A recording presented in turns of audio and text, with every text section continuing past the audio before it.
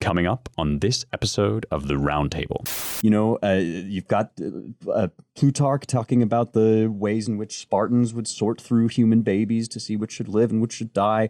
China, when the communists, they made it illegal to have more than one kid, killed female babies en masse. Peter Singer has been arguing for infanticide since like 1972, This stuff is not like, it doesn't spring fully formed like Athena from the head of Zeus, the conviction that human life is sacred and valuable, or that it should be protected and that the state has no right to take it away or to measure it on a scale of value. That's not something that you just thought of because you're such a decent person and everybody decent like you feels that way. That's something that comes down to us from a specific wisdom tradition, outside of which it's a howling wasteland, man. And we're going to see more of that because that's the nature of the world without God.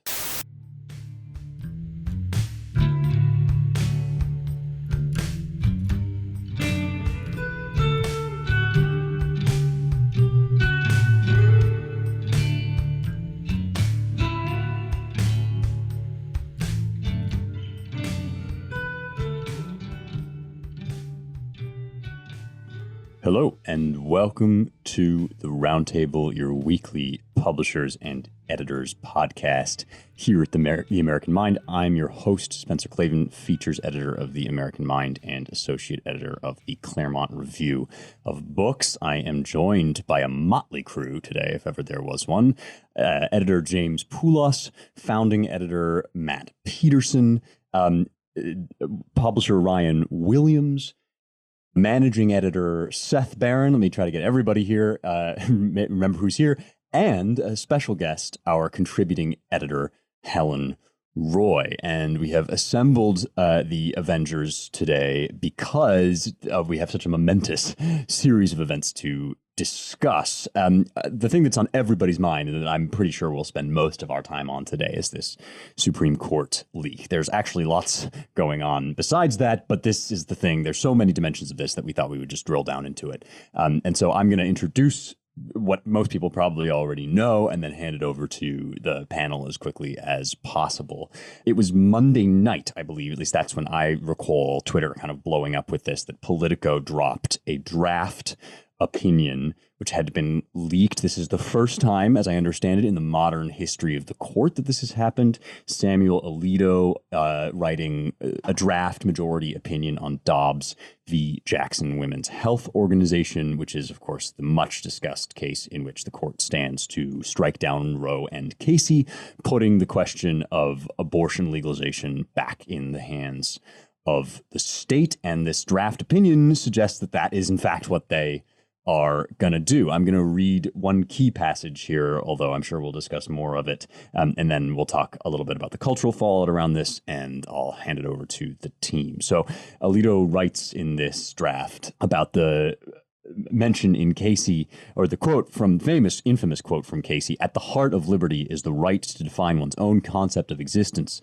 of meaning, of the universe, and of the mystery of human life." And Alito now writes, "The court did not claim that this broadly framed right is absolute, and no such claim would be plausible. While individuals are certainly free to think and to say what they wish about existence, meaning, the universe, and the mystery of human life, they are not always free to act in accordance with those thoughts. License to act on the basis of such belief may correspond to one of the many understandings of liberty, but it is certainly not ordered liberty." I liked that section particularly. I liked this opinion, this draft opinion in general, but that in particular because it really, I think, strikes at the heart of what makes some of these decisions so absurd.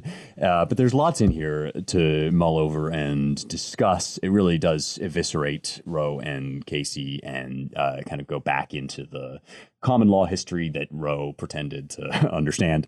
So we'll get into all of that, but we did also just want to mention, of course, that this is not yet set in stone. It's draft, the kind of draft that is often, always, as I understand it, circulated in these situations.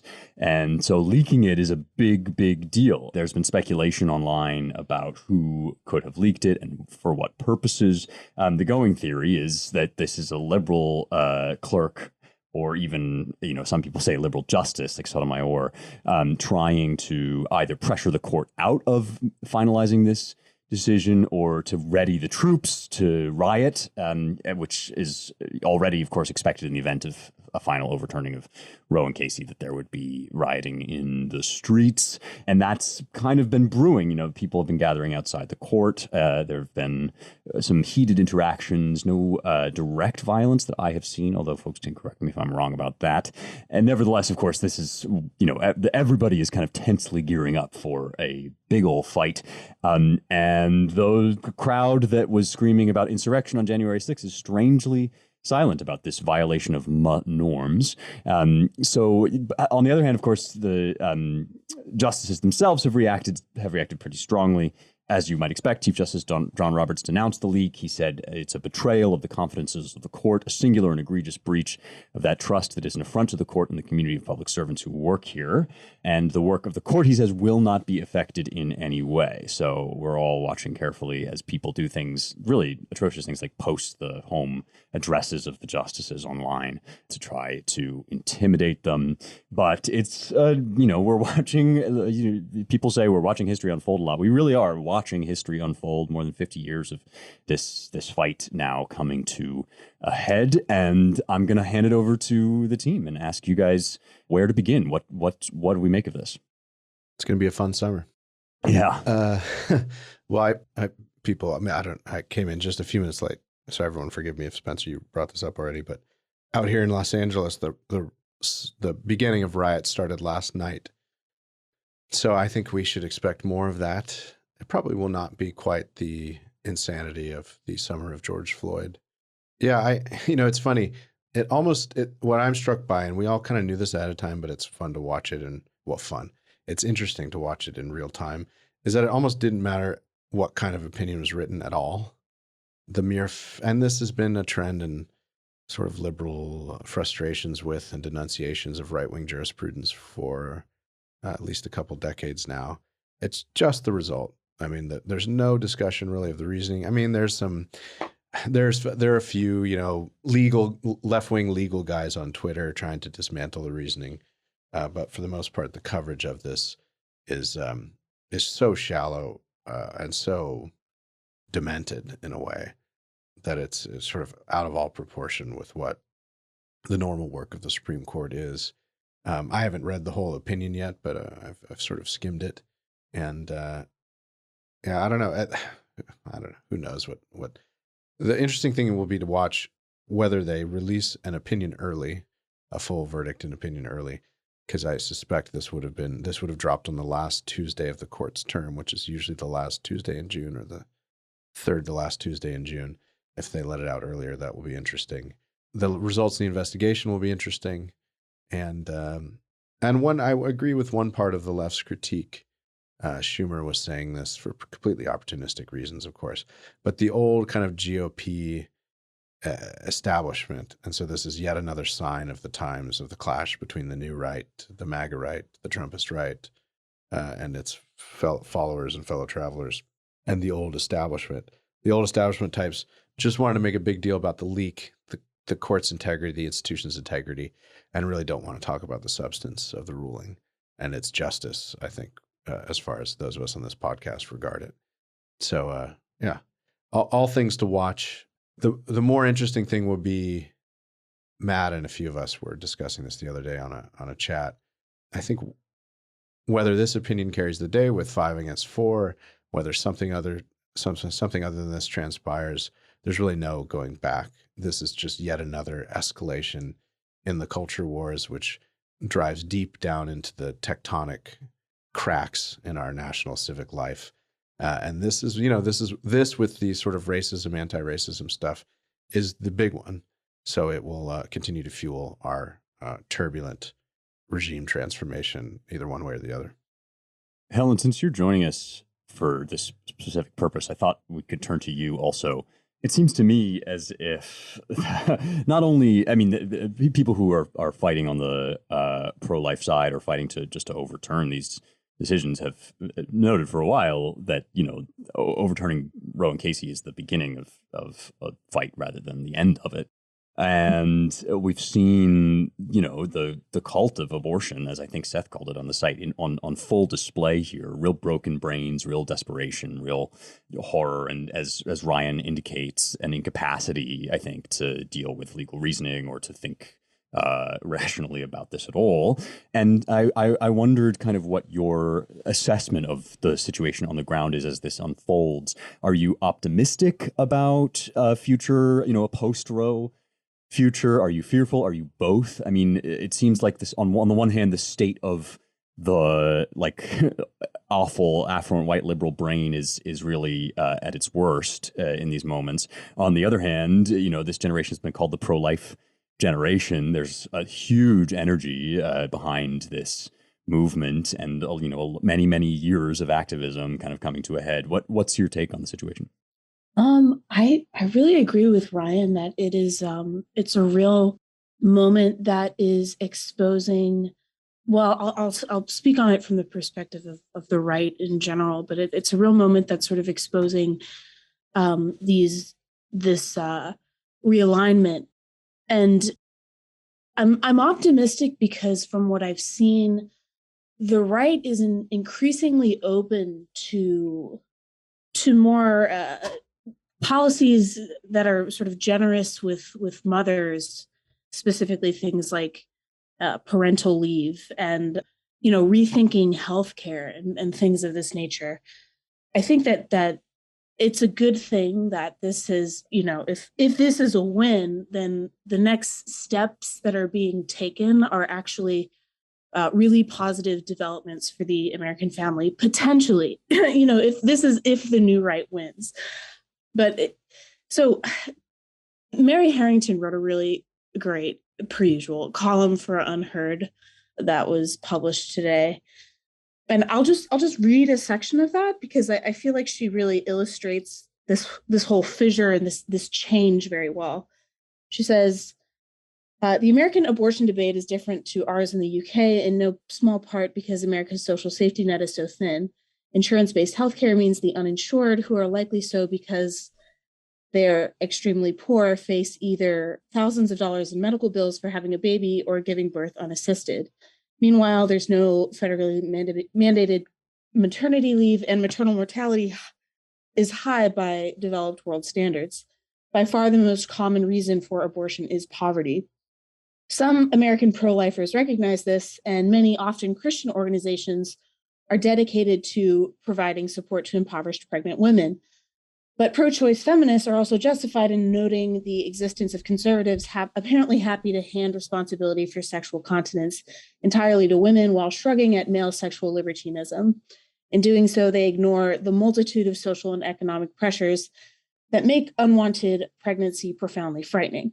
So this is true, but I just want to bring it back to what I said earlier, which is that it seems like the direction of the right now is to actually be more open and more interested in addressing the shortcomings of the economic regime, where the average cost of birth is $15,000 and the average cost of abortion is $750.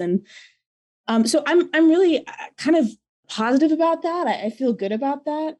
Of course, you have to be wary of some of these policies which place the entire burden on the state to take care of families. You don't want to make the state into mommy or daddy, but it's also not great to approach this issue, I think, in the way that the left has sort of appropriately criticized the right for approaching this issue, which is, women, you need to take complete responsibility. Of course, women should take complete responsibility for their children, but, take responsibility in this, and also as you're completely driven into the ground and into poverty, we don't care.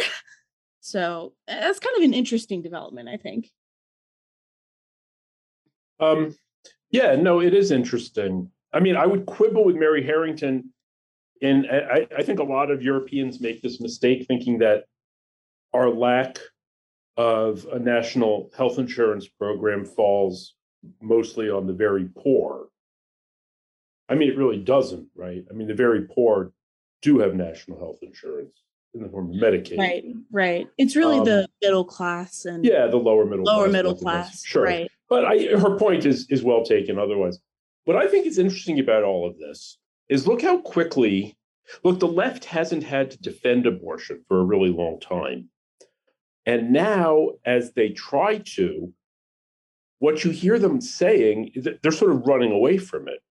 What they keep talking about is this is going to open the door to like total Christo-fascism.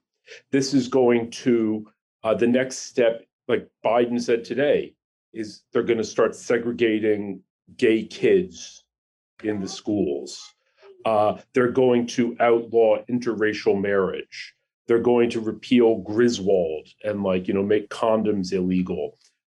They could easily reinstitute slavery, pretending that this is a precedent that is not, it's almost like they want to avoid the question of abortion entirely and just talk about what this implies.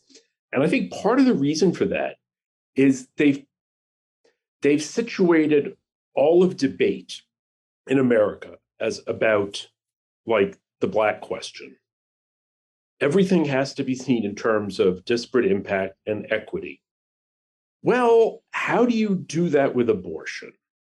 Because they can't very well be put in the position of saying Black people get more abortions per capita than white people, so this will impact Black people, because that just feeds into the old, true narrative that Planned Parenthood was founded as an anti-Black eugenics movement.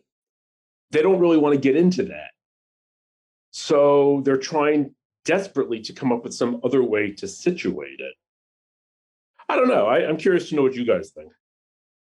Well, I think on the topic of, what doors are being opened, there's something very poignant and troubling about the way that fetuses have played the role of scapegoat under this regime. And there's this question, you can almost sense the desperation in people when, if it's not fetuses who are going to be the scapegoat, who are going to just have to, suffer and die in this society in order to keep the wheels turning, then who is? Is it going to be me? Is it, someone's got to pay the piper. And it's true that all of these aborted fetuses have paved the way for certain kinds of lifestyles that have been eagerly gobbled up by large numbers of people. But at the same time, it's clear that that those lifestyles maybe aren't as wonderful and empowering as they've been cracked up to be. And I think in the face of this technologized world that we live in, the hollowness of those lifestyles is starting to catch up with people. And on the one hand, that's good insofar as it makes it easier for them to understand that maybe life won't suddenly become terrible if people start having to have more babies. But I think it's also reflective of, this kind of desperation that's setting in, and really just an unwillingness to accept the responsibility of being born human, and, warts and all, with all of the burdens attendant upon it, and all the constraints and all the natural limits attendant upon it. Which brings us to the open doors. Hadley Arkes had a great quick reflection on all this business up at the website at americanmind.org. And it opens like this. He says, "I must confess that when the news broke last night and I read Justice Alito's careful, exhaustive, impressive opinion, I fell into a mild despair. For the justice preserved as one of the defining strands of his opinion that the human standing of the child in the womb would be left as a matter merely of belief. And as one justice put it a while back, the people in the states may simply be invited to mull over their value judgment on when that child in the womb becomes human and how much they would value the protection of that child." Now, Arkes goes on to say, well, it became clearer that any disappointment was overcome by the vast good that Alito accomplishes here, et cetera, et cetera. But for me, it's this question of who is a human being and who is not has been, in a sort of perverse way, safely bottled up in the womb all this time. And what we've started to see over the past couple of years, especially, is that question sort of escaping the realm of abortion where we seemed to have cabined it off. And it is now moving outside of the womb, where increasingly people seem willing to consider identifying as something other than human. And it's not that difficult to imagine how all of the patterns of thought and of jurisprudence that have animated the expansion of civil rights far in excess and beyond of what anyone had originally intended could so easily map onto people who claim to be something other than human. And for abortion jurisprudence to skirt the fundamental question of whether a fetus is not a person but a human being, whether this is human material here, biologically human stuff, seems to me a little ominous in the door that it opens to a whole new jurisprudence of transhumanity and posthumanity. You got kids out there today identifying not as human beings, but as members of a swarm. These stripy flags are multiplying faster than they can squeeze them onto the OG rainbow flag. And I think that we are heading for a very difficult reckoning if we do not find some way of weaving back into our constitutional jurisprudence a kind of rediscovery of the legal category of the human. To Seth's point first about the way the racial politics of this have really scrambled rhetoric on the left, which usually kind of proceeds apace, lumping everything easily into one giant bag of undesirables, racist, sexist, homophobic, and so forth. This little episode, instructive episode on Twitter, Amanda Duarte, who's an actress, I guess. I'd never heard of her, but she seems relatively well known, completely nuked her account, just self-destructed when she tweeted the following tweet: "I do wonder how these white supremacist lawmakers would feel if their little white daughters were raped and impregnated by black men."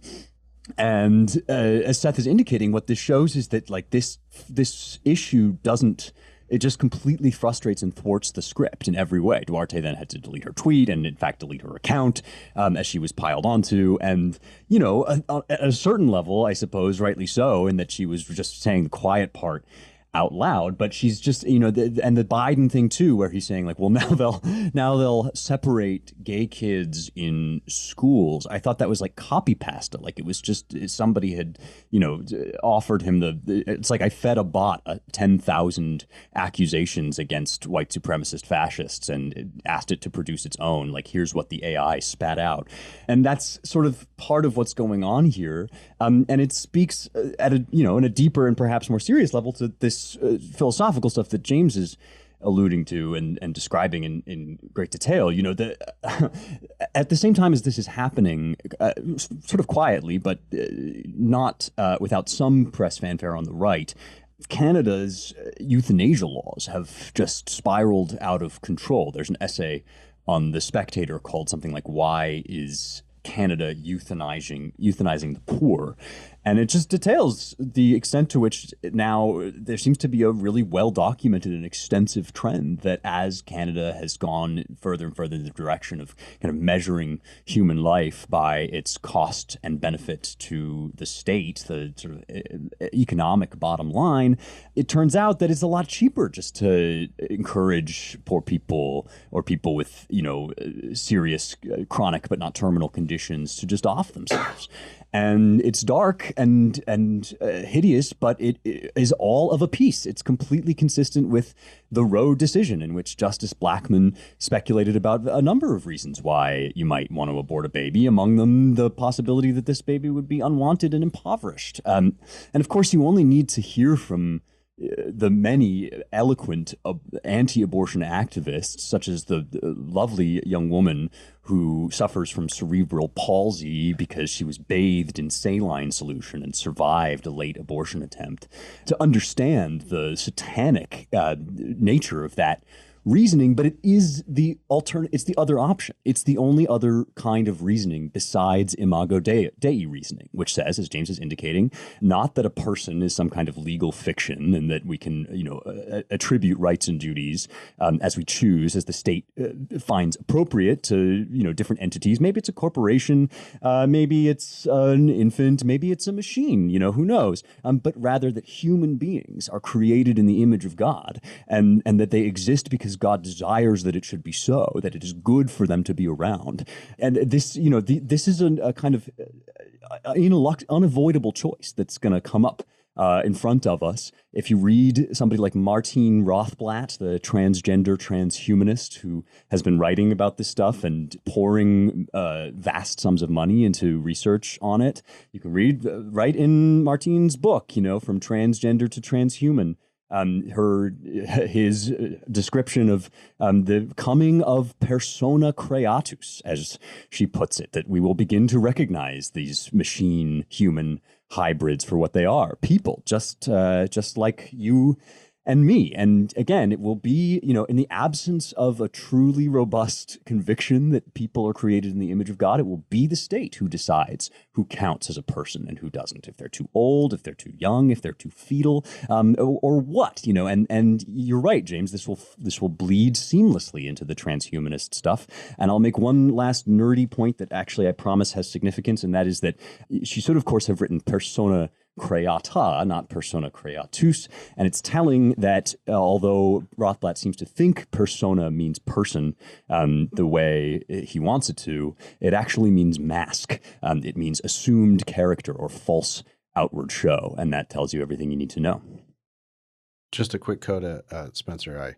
While I don't disagree at all with your image of God example and reasoning, I think it was always the case, I think, and it's as science and embryology gets more and more sophisticated, it becomes even more defensible. You could also make a rational or natural right or natural teleological argument for the wrongness of abortion as well. Peggy Noonan, who, can be insufferable in the post-Trump years in various ways, put it well once, and which she said, come on, people, in a sort of common sense and rationalistic way, we all know what's created at conception.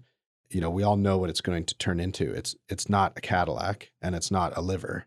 It's this other thing, this other being that has in its growth and development an end or a purpose, and that purpose is for sort of flourishing adulthood. And we see that purpose illustrated when we see defects from that purpose, whether it be mental retardation or miscarriages or anything else. The kind of natural teleological argument, I think, carries increasing weight as science gets more and more sophisticated. And we should be heartened by that, because I think a lot of our secular friends who otherwise would be more skeptical of the argument from divine law and natural law about abortion are sort of allies in this fight. And that's good too. That's a great point. And I will note, I promise, a really short coda, which is that, this is one of the many ways in which Roe is actually incredibly regressive. Scientific consensus was advancing very clearly in a specific direction on this point. And the American Medical Association actually came out and said, well, a lot of people don't understand what they really think about abortion because they're still operating with kind of medieval notions of the quickening. And in fact, now we're discovering as embryology advances that, there's really no sharp dividing line where we could say life begins, the soul enters the body. So yeah, Ryan, that's a really good point, and this Roe takes us backwards, not forwards. And I think, was it Biden who brought up Aquinas and quickening?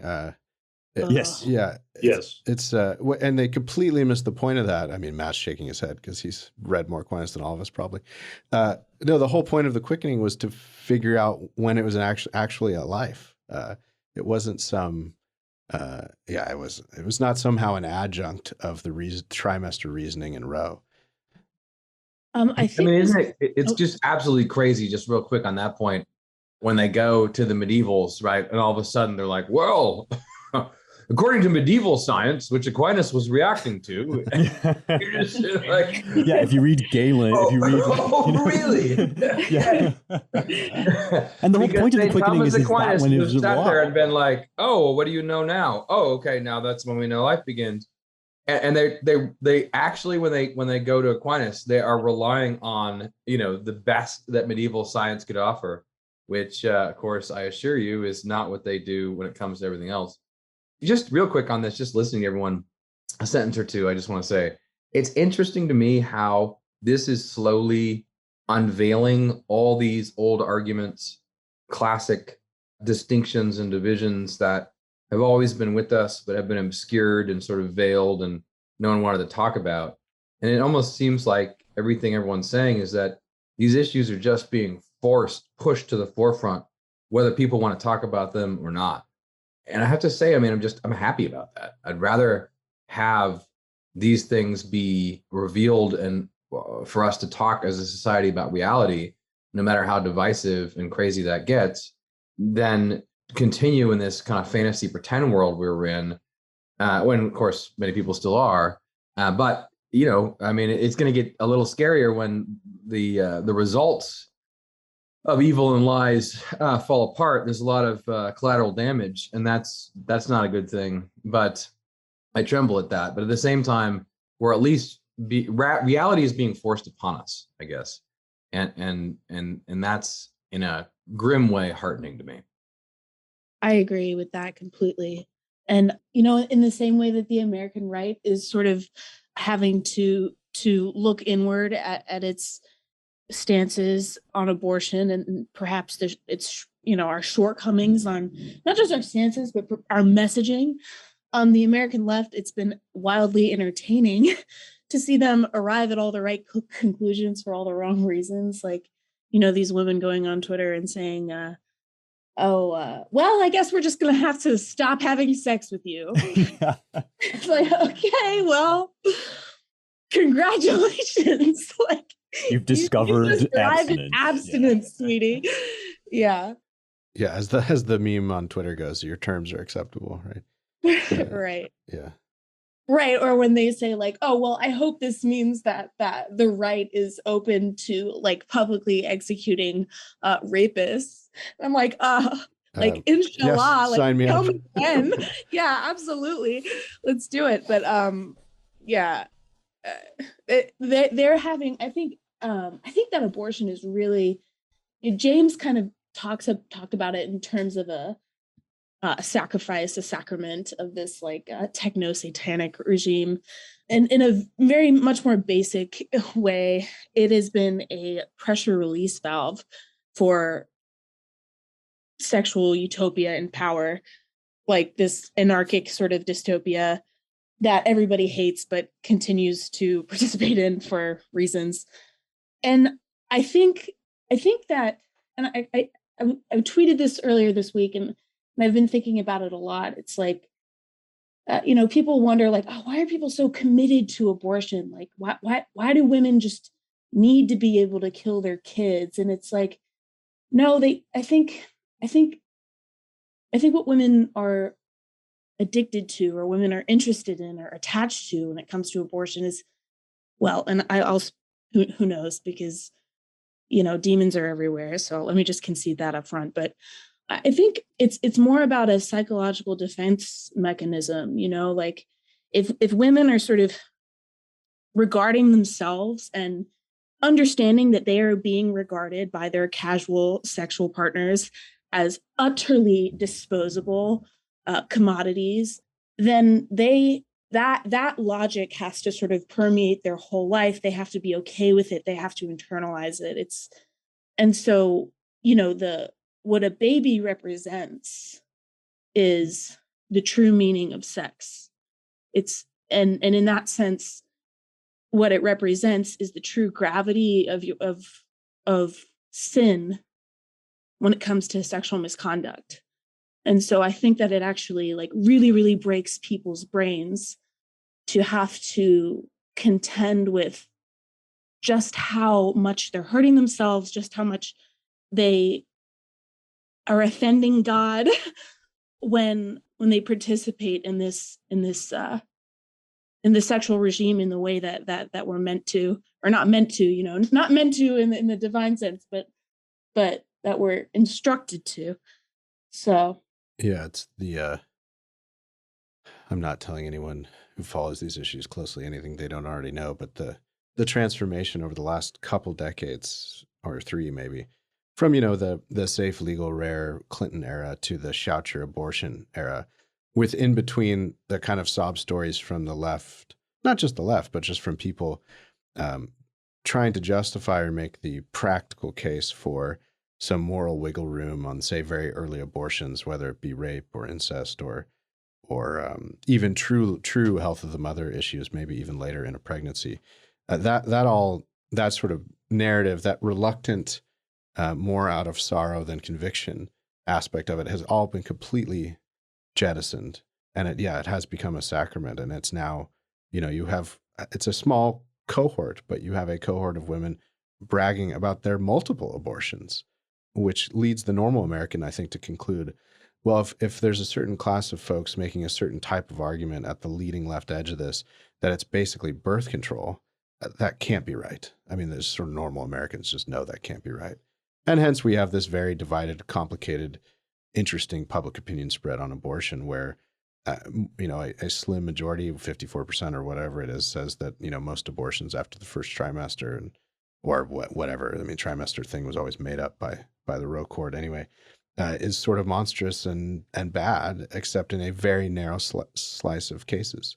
And getting back to the natural theology and even, the natural theology part of it, and then also the rational part of it, we should be clear that there's a solid argument that's accepted both by the Catholic Church in certain circumstances and by a sort of materialistic natural right understanding that if there is truly a choice between the death of a potential life or a life sort of in embryo and just beginning, and the death of a fully functioning, flourishing human being, that is the mother, self-preservation is a valid reason for getting an abortion. And that's sort of the very narrow category, I think, at which you'd have the far right, for lack of a better term, edge of Catholics and other Christians and sort of natural right maximalists, where they would say, of course, when it's truly the health of the mother, that is the survival of the mother, is at stake, it's a terrible decision to make, but an abortion can, in those very narrow circumstances, be justified. Right, but in those cases, and here's the thing, when they talk about the health of the mother, if the health of the mother is at stake, well, then why wouldn't you go to a hospital where they would treat the mother and the fetus as two separate lives? Yeah. Why would you, if your life was really in danger, why would you go to an abortion clinic? Like it's confounding. It doesn't make any sense. Yeah. Like if it's really it's a question of health, then you would go to a hospital. Yeah, I mean, the other thing here is that famously the Texas law, which Roe struck down, contained that very exception already, as any abortion law, I think, would and will now probably as it goes back to the states. So, and that's an important point because, it means that this was really never about safe, legal, and rare. Like the inherent in the decision, as people pointed out at the time, was already that, if you're striking down laws that contain those exceptions rather than allowing, states to sort of find that line themselves, then inevitably you're kind of creating the so-called slippery slope that leads to shout your abortion and abortion up to the point. And it of was birth. the giant barn door is too charitable. The airplane hangar door that was the companion case of Doe v. Bolton. Was it Bolton, Matt? Anyway, Doe was the companion case to Roe. And health of the mother there was defined with reference to the World Health Organization's definition of health of the mother, which included, mental, something as mundane, although it's serious and whatever, but sort of mundane compared to truly facing down the possibility of dying in childbirth. The mundane part of health would be, mental anguish caused by the future expectation of, poverty because of the abortion, of the child not being happy. So it included this whole psychological element of health, and it really put the lie to what I think the normal public would think about, and rightfully and reasonably, when they hear health of the mother. So it was sort of baked in from the beginning. So the whole thing was kind of a fraud from the beginning. Just a couple of data points that I'm just stealing from a couple of podcasts because they're interesting and I didn't actually know them. So Richard Epstein and John Yoo were on Troy Seanik's Out of the Hoover Institution's Law Talk, and they did this quick 30-minute emergency thing outside their normal programming because this was so interesting. And one thing that Richard said, I forget where he was. I don't know if he was teaching at Texas or Chicago at the time, but he remembers, in the lead up to the case, he had a bunch of colleagues of various political stripes, even liberals, who went to moot court this thing. And then they said the idea that the Roe case would have a future that would result in a ruling legalizing abortion was laughable, given the facts of the case and the case law and everything else. So Richard says, old timer that he is, he said to John Yoo, I remember this, John, you were too young, but it was really surprising at the time, the result of Roe. No one expected it, even a lot of his liberal colleagues. And then just one other interesting fact that Steve Hayward brought up on the Powerline podcast with Lucretia, the weekly podcast he does, was that, it was in the context of maybe some malpractice suits starting to put the brakes on a lot of this transgender stuff. And he said, one thing that you don't read much about is that there are quite a few times women will sue Planned Parenthood because they have PTSD from their abortion. And they say that they were not in the least warned of the possible risks or the downsides of the abortion. They were only sort of told, the kind of medical procedure and it will cost X amount of dollars. And this is all fine and normal, and you shouldn't feel ashamed about it. The side effects were underplayed, so they end up suing Planned Parenthood, and Planned Parenthood quietly settles these cases quickly because they don't want them to go public. They fear a big judgment, they fear a jury and damages, of course, but they also, because of their ideology, really don't want this getting out. And of course, these settlements, people who know how these things work, of course, are accompanied by non-disclosure agreements, and so they're kept tightly under lids for obvious reasons. Yeah, those are both really interesting contexts, and I think that what Helen is saying about I would call it sort of developing compassion in the pro-life movement. Not that it was a compassionless movement in its origins, but that in response in part to this critique, right, that this is just for foisting the responsibility of sexual probity upon the women.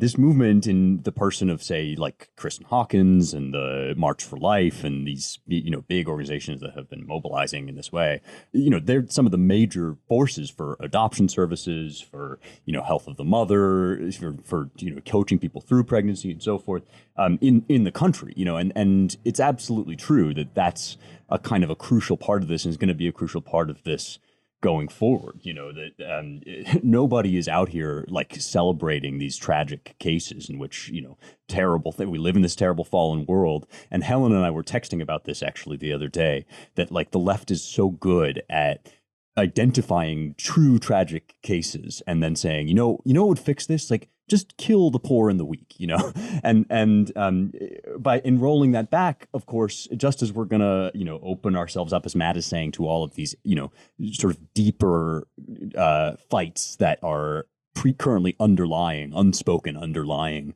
our political fights. We're also going, I think, on the right to have to make these cases now in state by state and sort of make clear what the options are for somebody in one of these difficult situations, and so that is definitely going to be an important dimension of this. But, look, like that's our system. All of these people talking about like, trust the system, the American norms, right? Our system. Not only, of course, is this leak an obvious breach of that trust and of those norms, but federalism and having these fights among electoral majorities in the states and in localities is also our system. Everybody's out here saying like, is Obergefell next? They're going to strike Obergefell down next. And my feeling is like, yeah, probably. I mean, it's based on some of the same logic. It's just as bad a decision in my view. And if you don't trust, I think that public opinion is very different on those two issues, but you live by the poorly reasoned Supreme Court decision, you die by the poorly reasoned Supreme Court decision. If you rest your house on sand, it's like people are suddenly discovering these things can be overturned, shock of the century. And this draft opinion does a lot to sort of countermand that by saying this was never a deeply rooted right in American life and law, the right to an abortion. And, you know, if you don't trust people to have these debates in their communities and work out sensible solutions and vote out, you know, vote in the laws that, or the legislators that they trust to take these hard questions on, and then indeed churches to provide resources for people that are in those tough cases. Like, if you don't trust that, you don't trust the American system. And so, of course, as always, the people who scream loudest about our norms and our democracy are the ones that hate it and its function the most. Thinking about the future, do y'all have any thoughts about, you know, what it might look like to have a country where in some states abortion is legal and in some states it's not? I mean, you know, people have been having these conversations in group chats today, and I kind of, sorry if you can hear the hail on my windows, by the way, it's storming pretty badly, but I mean, I kind of view it in the same way as, you know, Las Vegas has a sex tourism industry, and that's probably just what it's going to turn into. But, you know, baby murder is like a little more heavy. So I just sort of wonder, you know, how do you have a country where it's legal I don't know. No, thanks for raising this, Helen. I mean, I was talking as if the only thing that might now happen is that people are going to decide this state by state. But of course, you know, national legislation is the other thing on the table here. And I think there's a degree to which this question is so foundational, and you know, if the pro-lifers are right, it's such a grave crime that it would be perfectly legitimate to outlaw. I mean, look, we outlaw murder, right? You know, so yeah, I think that's going to be one of the big questions for the right going forward. And I don't know what the prudential argument answer is. And I also, you know, like you, I feel like, you know, if it's killing a baby, it should be illegal, like full stop. Well, it's interesting that the left, they keep saying that like, you know, 80% of America is in favor, that doesn't want to overturn Roe, and this is like so, but they don't have a lot of confidence, because one would think that sending it to the states should make it, on a certain level, easier for them. I mean, at least you can have the fight. I mean, when it's at the national level, it's very difficult, and I think they did this intentionally. It's very difficult to move it either way. But you know, clearly they're not that excited about taking the battle to the state legislatures. But you know, if it's really as popular as they say, I mean, all these people on Twitter are saying, okay, well, the Republicans have just stepped in it. They're going to lose. They're going to get wiped out in November. Now, these are like people in Westchester County or Los Angeles who, you know, surround themselves with like-minded folks who are all activated. So, you know, I can imagine from their perspective, the Republicans should get wiped out. I don't know. It's interesting to think about how it will work out electorally. I personally tend to think it's probably going to be, I think a lot of this is already baked in. Yeah. If you're living in a state that, you know, has these unjust laws, and there's really no hope in a one-party state of overturning them or changing them, it isn't, at some point it becomes incumbent upon you, if you can, to move morally, right? That's the next level for a lot of Americans, especially Christians who've been renting their morality out to the Republican Party. You know, if the bluff is called and Roe's overturned, then all of a sudden, you know, if people really believe what they say they believe, they better get off their ass and move to places where they can create a better life for themselves and their children. And, you know, it's an uncomfortable thing to say because who the hell wants to move? But that's the kind of sorting you're going to see. And you can already see the lefties just doubling down, tripling down with the law. Pretty soon, like, you'll just be able to leave, you know, a baby 2 years and 2 years and younger out in the woods for the wolves to die, you know, for the wolves to take in. I mean, they're doubling down. So, and they don't want you to work in your profession, right, as a person who believes differently than them anyway in these states. They want to make it illegal for you to basically live, work, and transact. So when I see the upshot of this is, regardless of what happens politically, I don't know, it's hard for me not to see that it does lead people to sort. Yeah, on the public opinion question. I mean, this is one of the most, just from a coldly analytical perspective, to me, one of the most interesting aspects of Roe and its history is that unlike Obergefell, which legalized gay marriage and kind of was both moving with a trend of public opinion and seems to have sort of accelerated that trend to where public opinion is pretty in favor of it. Abortion public opinion has fluctuated a little, but it's remained pretty sticky, and it's also intense because of the depth of people's conviction on it. I think it's hovering at around 59% of people, according to Pew, now say that it should be legal. 39 say it should be illegal in all or most cases, and then there's a middle there. And yeah, like this is not something, and in fact, because Roe made it impossible for people to have this discussion in a way that was, that had political validity, that they could get their views heard or voted on. People have retrenched on this, and I think, Matt, you're right that there will be a kind of revealing of the two countries that now occupy our one territory. But I also think that this is one aspect of, we've been thinking about, are there going to be riots? Is there going to be all this fighting? I'm sure that in the short term, the left will riot because that's their modus operandi. It's sort of how they do politics. But I do have a sort of a half a white pill, assuming that we basically get a decision that looks roughly like this draft, which is that, this is the toxicity of Roe in our politics really cannot be overstated because of its because of the lid it put on public discussion of this highly contentious issue, which has not proven fungible. It's not like you can just tell people believe this and they change their minds. They hold these convictions very deeply, and they've been forbidden by unelected judges from having these discussions, from voting on the question, from moving to states that reflect their values better. And there is I think, one level in which you alleviate some of that tension by giving it back to the states. Yeah, on the jurisdictional question, the 14th Amendment one is interesting, or the national legislation is interesting, right? Because right now, under current Supreme Court precedent, and again, this is just, I was reminded of this by that Law Talk podcast, especially in the recent voting rights cases. The Supreme Court has said, Section 5 of the 14th Amendment, which says that, Congress shall have the power to carry out all these the rest of the 14th Amendment, due process, equal protection, all the rest.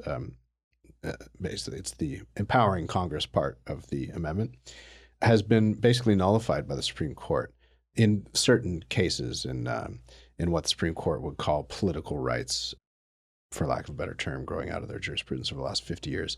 And so when they render a judgment on something like this, Congress does not have the right to overrule them through their Section 5 powers under the 14th Amendment, or Section 5 jurisdiction. So in a way, this reopens the question of the separation of powers and even the administrative state in an interesting way. I don't think anytime soon we'll be rolling back any of the stuff that we think is bad, but to get the left to admit that the protection of rights under the 14th Amendment might be a matter of national legislation. They believe it in voting rights and they believe it in certain civil rights areas, but in voting rights and civil rights, a lot of this has just been taken over by courts and by administrative agencies. And so a reinvigoration of Section 5 and a debate about it, just to continue the theme from Matt and others, is a good thing, I think. What do you know? We're back. We're sort of edging our way back to discussing who gets rights and when, and who is a human being, and where do rights come from, and what should our political branches do about that, and what should our states do about that under their state constitutions and our federal constitution. This is all a good argument to have, and it's incumbent upon us to try to shape that argument, and us and our friends. So there's lots of work to do. One more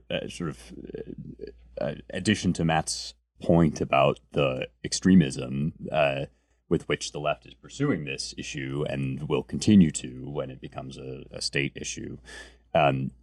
We've said, I think, before on this podcast that, not only is that an inevitable consequence of the Roe and Casey decisions, it's also not the kind of outlandish, crazy extreme in the scope of human history that we think of it as. I mean, if you do not have the Judeo-Christian, at least Judeo-Christian inspired convictions that built this country, and if you don't believe in, the human being created in the image of God, then it's perfectly normal to practice infanticide for all sorts of reasons. Plato recommends it quite frankly in the person of Socrates in Republic Book 5.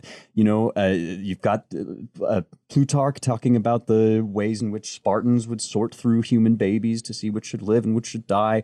China, when the communists, they made it illegal to have more than one kid, killed female babies en masse. Peter Singer has been arguing for infanticide since like 1972. This stuff is not like, it doesn't spring fully formed like Athena from the head of Zeus, the conviction that human life is sacred and valuable, or that it should be protected and that the state has no right to take it away or to measure it on a scale of value. That's not something that you just thought of because you're such a decent person and everybody decent like you feels that way. That's something that comes down to us from a specific wisdom tradition, outside of which it's a howling wasteland, man. And we're going to see more of that because that's the nature of the world without God.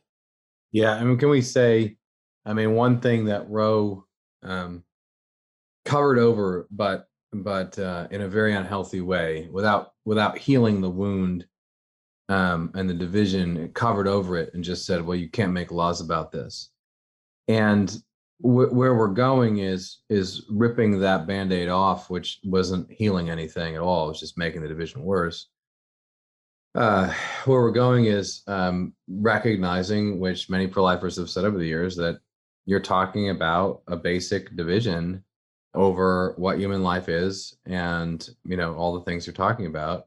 And this is, just be frank. This is something like the trans stuff where if you disagree about what men and women are, and you disagree about, when human life begins and who's alive and who's not, you can't, all men are created equal. You got to understand what human beings are, and you got to have a conception of equality. If you don't have an agreement about human beings, you can't have a political community. And that's what ultimately we're facing. These divisions are that deep, and you can't really, I would just say outright, I'm definitely in the camp of, you got to be all one thing or all the other. You can't actually be divided on this issue for long. You have to resolve it as a society. And it's sort of a question of right now, who is more committed to their understanding of what human nature is and willing to act. And up till now, it certainly has not been the right. But people thought that for good reason there was hope in various processes, and if Roe was overturned through those processes, they were correct about working that way. But that just rips again the Band-Aid off, and it beholds the wound even worse than it was before. And now the question is what to do about it. So my own view is just that people do need to consolidate and find digital and geographic space where they can live a decent way of life with other people of like mind. And I hope that doesn't involve a kind of separation or national divorce or anything like that. I think that would be, problematic in many ways. But the only way out is through. The only way to retake the country would be for us to go through this process and to become, within the United States, have cities on a hill that are shining with a way of life that's attractive and overcome the other side, quote unquote.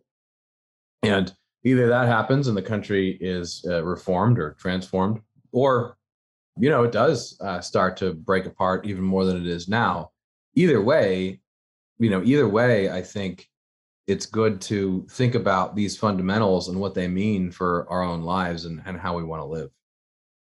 Yeah, that's a really great summation, I think, to end on, Matt. Very well said.